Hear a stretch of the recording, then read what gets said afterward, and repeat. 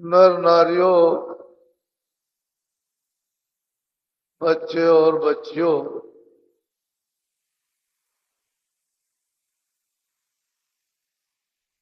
ये जो देश में संदेश सुनने को मिल रहा, ये सनातन सच्चा संत मत है। संत मत कोई फिरका नहीं, कोई जमात और जाति नहीं। संत मत कोई मजहब और किसी हिस्से का धर्म नहीं है। ये सच्चा सनातन संत मत है।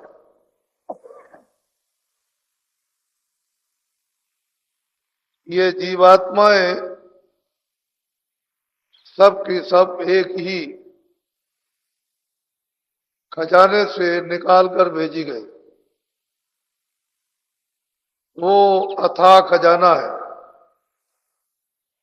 उस खजाने का, उन रूहों का, उन जीवात्माओं का कोई भी पारावार नहीं। वहां से निकालकर ये सब की सब यहां भेजी गई। इनका निकास, इनका देश सत्यलोक है। इन सब का पिता सत्य।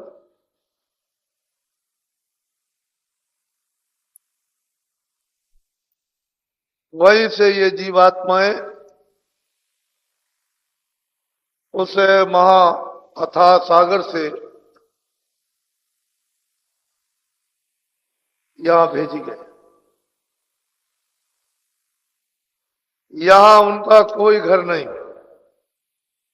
न मृतलोक है, न स्वर्गलोक है, न वैकुंठ लोक है, न शक्ति लोक है, न ईश्वर लोक, न माया का लोक, न ब्रह्म लोक, न प्रकृति का, न वो मतलब पार ब्रह्म है, न महात्मा। ये सारी जीवात्माएं सत्य, सत्पुरुष के हुक्म और इच्छा से, सत्पुरुष की मौज और मर्जी से एक ही सनातन और अनाथ का रास्ता। जब जीवात्माएं यहां मृतलोक में लाई गई और ये शरीर मसाला मिलाकर तैयार किया गया, तो जीवात्माओं को दोनों आंखों के मध्य भाग में बैठा दिया। उस समय पर जीवात्माओं में होश था, ज्ञान था, शक्ति थी, आनंद था और मुक्त था। उस समय पर किसी प्रकार की कोई रुकावट नहीं, न पाप की थी, न पुण्य की थी, न कोई धर्म की थी, न कर्म की थी, न दफ्तर की है, न दुकान की है, न खेती की, न ब्राह्मणों की है, न क्षत्रिय की है, और न मंदिर की है, न मस्जिद की, न गुरुद्वारा, कोई रुकावट। सारी की सारी जीवात्माएं मनुष्य दोनों आंखों के मध्य भाग में इस मंदिर में बैठ करके और निरंतर हर रोज प्रतिरोज जब चाहे, क्षणों में चाहे तो क्षणों में मालिक का दीदार और दर्शन उस सत्पुरुष का सतलोक में करती थी। रोज इनका आना, रोज आना, पलक मारते पहुंचना, पलक मारते वापस आ जाना। इन जीवात्माओं की ये गति थी आने और जाने की, और इस गति से कोई भी चीज संसार में आ जा नहीं सकती। इतनी इनकी तेज रफ्तार थी आने और जाने की। सारी जीवात्माओं का, रूहों का एक ही रास्ता। शब्द इनको, नाम इनको, आवाज ले आई। उसी आवाज रेलगाड़ी पर, जहाज पर बैठी हुई थी।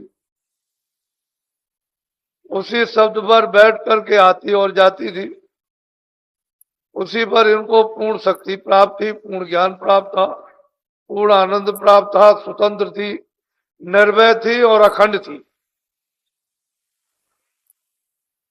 सारी जीवात्माओं का एक घर था, या कोई किसी छोटे बड़े जात पात का कोई भी किसी तरह का भेदभाव नहीं।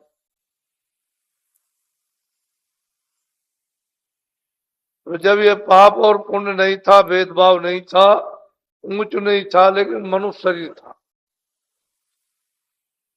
स्नान भी करते होंगे, देखते भी होंगे, जाड़ा भी लगने लगा, ठंडी भी लगने लगी, ये जो कुदरत की दी हुई चीजें ये थी। लेकिन पाप और पुण्य आवरण गंदगी, ना अच्छे और न बुरे की कुछ नहीं, पूरा पूरा इन सबको अधिकार आजादी थी। लेकिन जब से यहाँ पर उन्होंने कर्म विधान बनाकर और आपको सुनाकर और अधिकार देकर कि ये पाप और पुण्य है और इसका सबको फल भोगना, बस यहीं से गंदगी शुरू हुई है। इसी गंदगी के कारण जो अनाथ का आद सनातन रास्ता, जिसको हम प्राय आज से 700 वर्ष पहले भूले हुए थे, बिल्कुल रास्ता खो चुका था, भूल चुके थे, छोड़ चुके थे। तो यही कर्मों की गंदगी से जब जीवात्माएं मैली होने लगी, उस मैल के कारण आंख और कान बंद होने लगे, उस आंख और कान बंद होने के कारण शब्द छूटने लगा, आंख से देखना बंद होने लगा और कानों से सुनना बंद होने लगा। तो धीरे धीरे धीरे धीरे आधार छूट गया। जो नाम का था, शब्द का था, जिसके द्वारा क्षण में जाना क्षण में आना, वो आधार आपका छूटा। और फिर आपने अच्छे बुरे कामों को करते करते करते करते जब आपने पहाड़ों का ढेर बना लिया, तो फिर तो आपको सब उसके विधानानुकूल भोगना ही पड़ेगा। तो उन भोगने के लिए उसने 4 खाने 84 लच्छियोनियां बनाई और उसके भोग के लिए सख्त सजा यानी कठोर दंड देने के लिए नरक बना, और फिर जीवात्माओं को इन्हीं को उन योनियों में वो भेज देगा अपने अपने कर्मानुसार। उसी सत्पुरुष ने 16 ब्रह्मों को अपने से पैदा किया, और 12 का तो भेद बताया नहीं, 4 का बताया, और अभी तो किसी ने खोला नहीं, और अब भी इजाजत नहीं है खोलने की। पता नहीं कब इजाजत मिलेगी, वो तो उनकी मौज मर्जी पर है। लेकिन सत्पुरुष ने 16 ब्रह्म, 4 का भेद बताया, बाकी का गुप्त रखा। उन 12 ब्रह्मों के कितने बड़े बड़े मंडल होंगे, इनसे, ईश्वर से, खुदा से, रब से, ब्रह्म से, पार ब्रह्म से यानी अल्लाह से, महाकाल पुरुष से और बड़े बड़े उन 16 ब्रह्मों के ब्रह्मांड है, जिसमें वो वहां राज कर। सत्पुरुष के पैदा किए हुए वो भी है, और हम जितनी जीवात्माएं आई, हम भी उसी सत्पुरुष, वो इनका उनका सबका पिता है।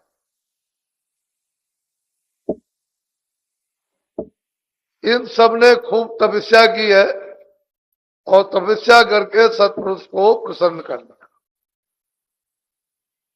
उस प्रसन्नता में सत्पुरुष ने वरदान दे दिया। जब वरदान मिल गया तो रचना बगैर जीवात्मा रूहों के नहीं होगी। ये जीवात्माएं जब दी गई तभी रचना रची जाएगी। जीवात्मा रूह चेतन है और ये सब मसाले जड़ जड़ है। जब वो चेतन का जड़ में समावेश होगा तो रचना हो जाएगी। कहीं पर कारण, कहीं पर सूक्ष्म, कहीं पर लिंग और कहीं पर स्थूल, अलग अलग स्थानों पर अलग अलग रचना। और फिर ये शरीर रहित रचना।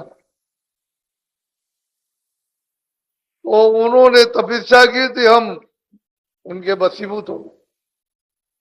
हमको आदेश दिया था कि तुम जाओ और वहां थोड़े देर रहना, गंदगी छोड़ देना जो सूक्ष्म से भी सूक्ष्म है, और तुम वापस चले आना, फंसना नहीं।